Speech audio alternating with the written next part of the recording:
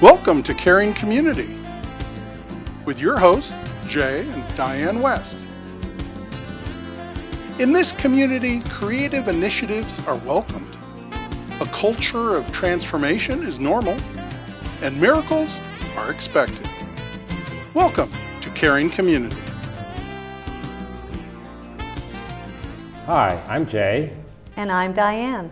And this is Caring Community. So this is our first show with Caring Community, and we're excited to be here, and we want to thank KPAO Television and Mike Wallace, our producer, just awesome guy to work with, and this is a blessing to come to you and share. And this is Diane, and I'm Jay, and we've been married about 40 years, and we thought we'd take this first show and just share with you how we came together, where we met, some of the things that have happened in our lives, just to give you an introduction of who we are. All the future shows, most of them will be interviews and talking to people in the community who are sharing their lives, sharing their ministry, sharing their gifts, their talents, their strengths to help other people in our community and to care for them.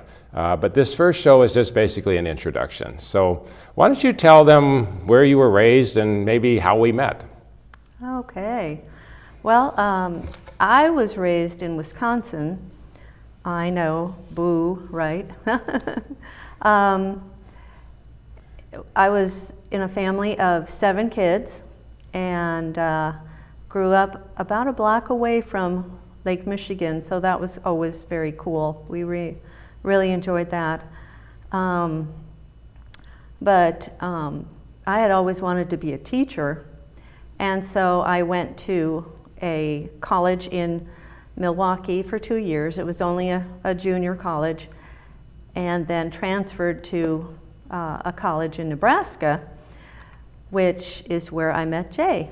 Right, and that college was Concordia University in Seward, Nebraska. I came from San Diego, and that sounds really strange to come to Nebraska from San Diego, but I came with my best tennis buddy, and we both came to school here, and Diane and I met each other literally just walking by in a hallway. She was with a friend that I knew, and I just immediately asked to be introduced to her. We'll go back. She's from Wisconsin, and I don't know why you said boo on the Wisconsin thing there. Well, but I know, Nebraska, I mean, go Big Red. You go Big Red. But Wisconsin, the Badgers, they're red also. But That's true. When we get into the pro teams, we follow the Packers. Of course, she's from there. My dad played for the Rams, and my uncle played for the Packers, and so we have that kind of in common. And I kiddingly say she's no longer a cheesehead, right? That she's from behind the cheddar curtain. And so that's kind of a fun family joke. Anyway, we met, and I didn't want to offend the girl that was with her. I wanted to ask Diane out, but I didn't want to offend the girl that was with her, so I asked them both out. It was kind of to a party. Right, But birthday party. I kiddingly say my idea of a double date was me and 2 girls anyway. So I asked them both out, and then asked her out later, and we went to Lincoln, I think, to go out to eat and maybe see a movie. I don't remember. Do you remember? Yeah. Yeah. So that's how it started, and we've been married now over 40 years, and we've lived a variety of places. We lived in Texas for 15 years, 2 different places, actually 3. We lived in South Carolina, Wisconsin, Ohio, Kansas. We've lived a lot of places, but we've been in Omaha, Nebraska now. We're in our 20th year. Yeah. And we believe God brought us here providentially, and He has opened up a lot of doors for us, and it's been an incredible journey. It's been a hard journey at times. We've gone through jobs. Diane, we may talk about this in a later show. She's currently on medicine for leukemia, but doing well, as you can see. And so we're happy about that she's doing well, not happy that she's having leukemia, obviously. We'll just share some things. We're going to fast forward, I think, to our time here in Omaha and share some of the things that we've been involved in here. And What stands out as a, you know, in our first, say, 10 years here? What stands out to you as? We have not pre-scripted this, by the way, so that's why I'm asking you to take her by surprise. So we like spontaneity. So what? Ask the question again. What stands out to you in the first 10 years that we were here? First 5 10? years, whatever, you know. We came here to help a Christian school and church, and in that first year, we poured our hearts out, we worked hard, and then the school closed. So, you know, now what do we do? I applied different places and got a teaching job at Bellevue Christian Academy, and Jay decided to start traveling, and so that's what you were doing. Right. Actually, Bellevue Christian, they actually hired her, but then had to unhire her because the state said that Diane had to take 2 courses for Nebraska certification. So now here we are, we've moved up here from Texas. We had a pretty good job down in Texas. We're up here, we've been here 1 year, and we both lose our jobs on the same day along with 15 other people. And it's like, okay, what do we do? Because we don't have income, we don't have jobs, our son is going into 4th grade, and like, what do we do? And so, like she said, I just put my name out to travel, not knowing that that was going to take off, because what ended up happening was I ended up going to about 1,700 venues nationwide, businesses, camps, private schools, public schools, churches in 64 different denominations, from Catholic to Pentecostal, black, white, Hispanic, just incredible blessings. And I had no website, I had no materials, I had no CDs, I wasn't tax exempt. I didn't even have a cell phone initially, remember? That's right. And God seemed to open up doors for us, one after another after another. And she taught at Bellevue Christian Academy for 11 years? 11 years before they closed, you know, and then we were fighting that same battle again. Okay, now another school closed, what are we doing, and so on. And so we've had a journey here of joblessness and sickness, and I had skin cancer on my ear here, and they wanted to, the dermatologist here in town wanted to cut off my outer ear and to do 5 restoration surgeries, and it was going to cost between $250,000 and $500,000. And they said, you're not going to be able to work for 6 months. And we literally prayed. We believe in God. We prayed, and I brought my Bible here. My Bible will always be on the set here as far as I know, and because it's just important to me. I'm not a Bible thumper. I'm not going to be doing a lot of that kind of stuff. But we believe in God, and we believe in prayer, and we believe that through that, it provides opportunities to care for others and sets up testimonies. And anyway, long story short, I heard a phrase, Aldera cream. I didn't know what Aldera cream was, really. And I took it to the dermatologist, and she said, well, it works on hands and flat surfaces, but it won't work on your ear. And I said, well, I believe in God. I heard this word. How would I know about it if... Right. You know, I'm not a doctor. How would I know about it? And so they said, well, we'll prescribe it, but you'll be back here in a month and we'll be doing the surgery. Well, guess what? I was back a month later, totally healed, never had to have the surgery. 100% cancer, skin cancer free. And so we've been through some stuff. And so we want to, through Caring Community, extend a helping hand out to others and bless and encourage, be with people who are sick, and so on. Why don't you share, when you were first diagnosed with leukemia, that family came over and visited us, and and shared about their experience in Mexico and everything else. So why don't you share a little bit about that, because that was so meaningful. So. Yes, there were so many caring people out there that reached out to us, but this one particular family. The lady had been through a lot. She had gone through cancer. I believe it was breast cancer. Yes. Pretty serious. I think it was what she described, something like stage 3, triple negative, something or other. I mean, it was severe. It was severe. So they had discovered a place in Tijuana, and first you think, Tijuana? Who would go there for medical treatment? You just think that can't be. But as we kind of looked at it and researched it and heard about it, and we thought, that sounds pretty reputable. And they did some things for her that probably they wouldn't do in the United States. Right. Not to say that those were bad or... One of them was they infuse you with a lot of vitamin C. I remember that. And this place is called the Hope Center, I think. Okay. And we actually talked to the doctor who runs this Hope Center.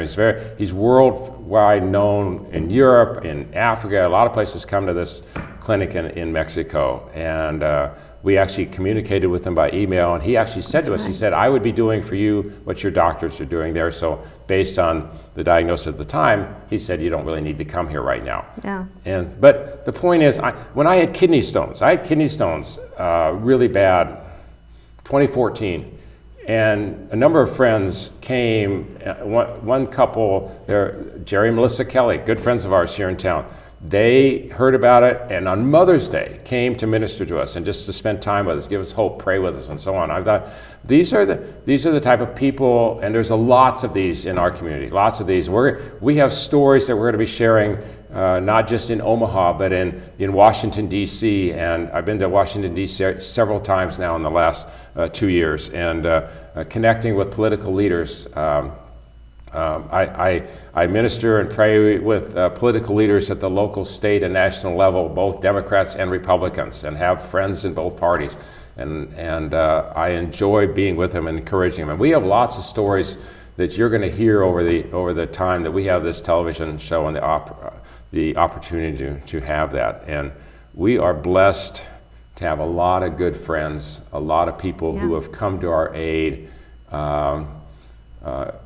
Just in varieties of ways. When our lawnmower broke, somebody gave us a lawnmower. When our computer broke, somebody gave us a computer and blessed us. And we didn't go like putting our hand out saying, "Hey, we're in need" or whatever. Just through small, insignificant conversations, people discovered needs, and so we do the same thing. I'm gonna share a quick story if that's all right. Mm-hmm. We met some friends down in Kansas City this year. He was a missionary to Spain with a group called Youth with a Mission. And he put on Facebook, he showed a picture of his car, his van, with 4 flat tires sitting on the ground with no jack. And what had happened was he had a flat tire and the jack broke and it crushed down on 2 of the other tires, and they had flat tires. And here he is sitting, and it showed the picture of all 4 tires flat, and the car flat on the ground, just, and he had to call AAA to get, because he didn't have a way to raise the car up or anything, and we saw that picture, and both of us were moved simultaneously. We should buy him tires, and we had only known him for maybe a month, but we knew the integrity of the person, and had a dinner with them and his wife, and so we reached out, and we're not rich, but we just said, we want to buy all 4 tires for you, for your car in Kansas City. And again, we've only known them for maybe a month or 2. And we're not patting ourselves on the back. What we're saying is we've been on both sides of the caring community. We want to show care, extend it out, help other people, and simultaneously people have done it for us. And so that's what this TV show is going to be about. So why don't we, I don't remember what's all on our list. We started a ministry here, an organization here in town called Transformation Omaha.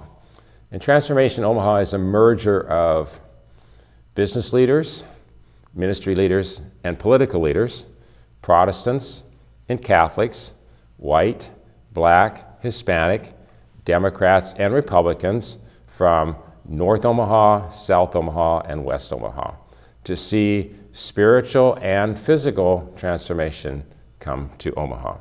And we've been up and running now for about 15 months, and God gave me the grace to launch this, and we have a great leadership team. We've done 2 outreaches with the Parks Department in Omaha, and The Parks Department actually gave us their Volunteer Group of the Year award. We were like, wow, we've only been in existence for a year and we already got an award. We weren't doing it to get an award. We were doing it to bless and encourage our city and to make a difference in the lives of others. And it's been a blessing. And we had a leadership meeting yesterday, and we're coming up with a strategic 2-year plan. And God's showing us how to respond and how to move and how to do things. And we believe that even though we're not well known, we're not high profile people, we definitely aren't rich, but we can make a difference. And everybody can make a difference. Your next door neighbor can be going through a hard time and you can bake them a dozen cookies. Maybe somebody in your office is struggling and you give them a gift card and they go, why would you do that? I say, because I noticed you were struggling and I'm going to I give you a gift card to Starbucks or to Scooters or something. We all have opportunities. When our neighbors were gone on vacation in 3 weeks, we mowed their grass. It's not hard to find ways to care for other people. But it's a process of changing our mind, because most people have their hands out saying, come bless me, come give me something, come do something nice for you. And we're saying, let's put our hands out. How can we help you? How can we assist you? How can we make your life a little bit better? Our church just recently, we've done this several times, we take fresh baked cookies to all 24 fire stations here in town. We go feed the homeless on Easter weekend downtown because we feel like, you should have homeless people on holidays should have a nice meal, and there's all sorts of reasons for why people are homeless, but we don't need to know the reasons why you're having a tough time. We need to know and provide an opportunity. How can we help you? How can we assist you? As showing that you care. The society that we live in today, it's very much let's take care of myself. I've got my own agenda, I've got my own schedule, and I don't have time. That's one of the big factors. I don't have time. But you'd be surprised. You can make time. You can make time, and you can help. Maybe you can't pay it forward financially, but you can see a mom with 3 kids struggling to get her grocery cart out to the car, or you can. Here's a simple thing, just for the grocery business, and she'll tell you, I do it all the time. When I go into Walmart, or I go into Target, or I go into a grocery store, I often will find 3 carts that are maybe sitting where somebody could park, and I'll just push those carts back and put them in the stall, and I'll do the same thing when I come out. And I'll never know for sure whose life I touched, but maybe, just maybe, somebody was going to pull into that space who was disabled, and all the disabled parking was taken, and now they couldn't do it because the cart was there. Just simple random acts of kindness to provide care and to demonstrate to others, and often they'll never know it. They absolutely will never know it, and yet you did something nice for somebody else. And the whole concept of providing care is foreign to many people because, as you said, society has radically changed. And people are about, there's a little funny phrase, gimme, gimme, gimme, my name is Jimmy. It's like, it's all about me. Yeah. And it's not all about us. Yeah. Yes, we all have stuff we're going through, like she's battling leukemia, I had skin cancer, we both lost our jobs, situations happen. I've been in 2 car accidents, one with a semi-truck, I could have easily died. We've been through some stuff, okay? We've been through some major kinds of things, being rushed to the hospital after that accident with the truck and so on. That's another story for another day. But seeing God move in our lives, seeing people respond, see people coming with their hands out, providing opportunities for hope, giving, sharing, blessing, raking my leaves for my neighbor who on the other side, they're a little bit older, helping them out. We have a snowblower for the first, 18 years, we didn't have a snowblower. No, now we have lived one. we lived on a hill. And we live on a steep hill with a steep driveway.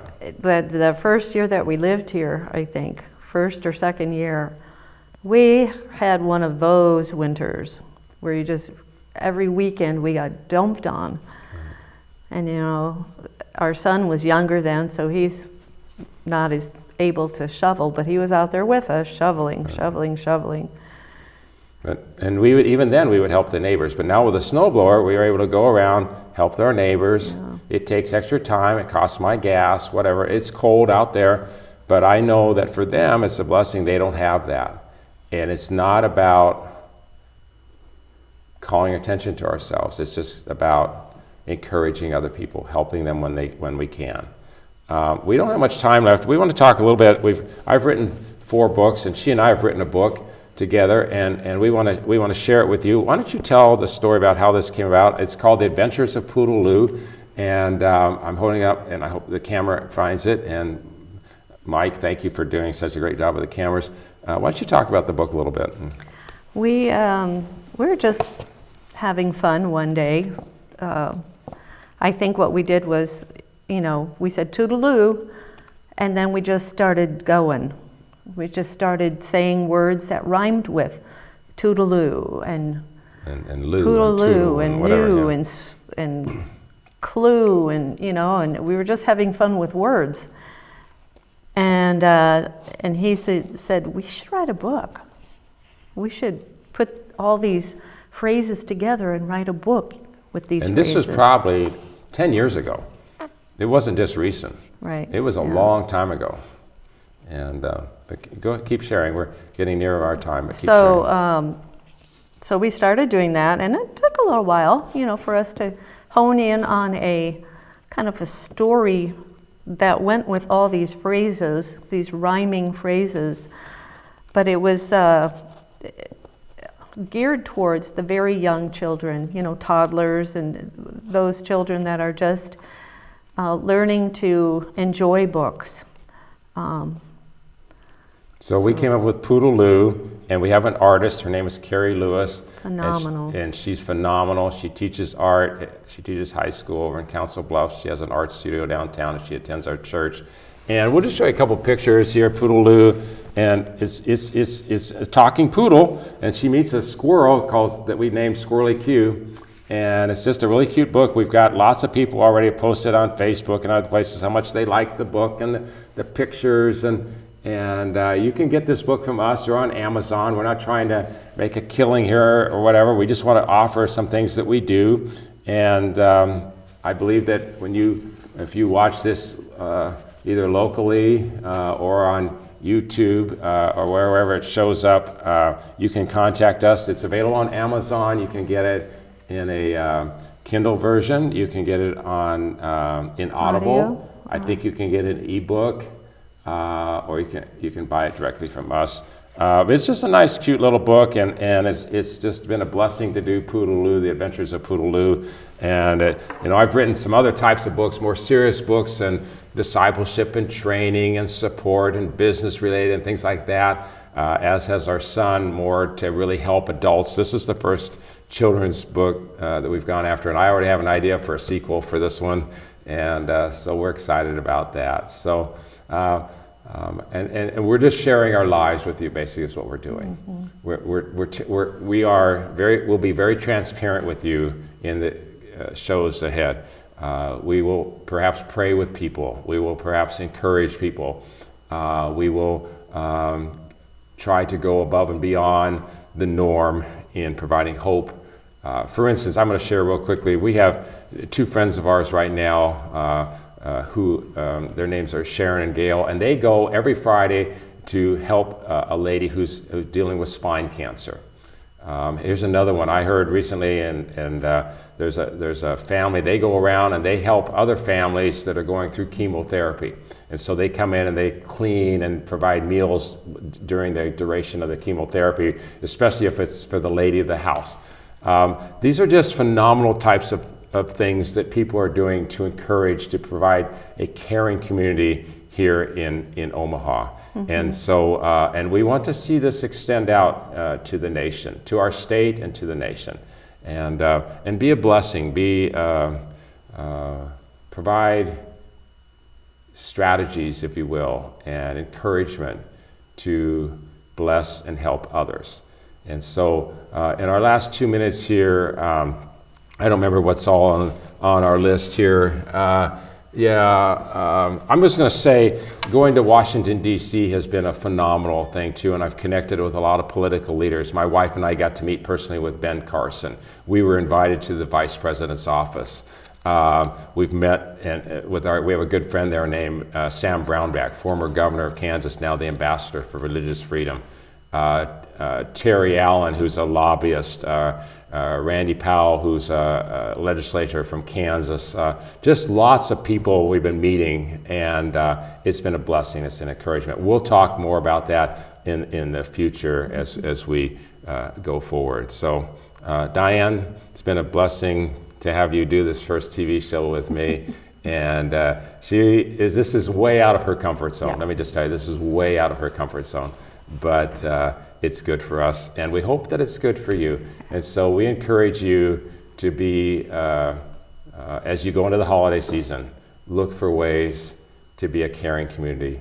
Look for ways to help and bless others. Look for ways to provide hope, even if it's just a text message or an email, and say, hey, I'm thinking about you, I'm praying for you, I'm believing the best for your life. Whatever it is, it doesn't have to cost money. It just a little bit of time to bless and encourage others. Do you agree? I agree. I agree. Okay, thank you very much. Thank you. And have an amazing day. We'll see you on the next show. God bless you.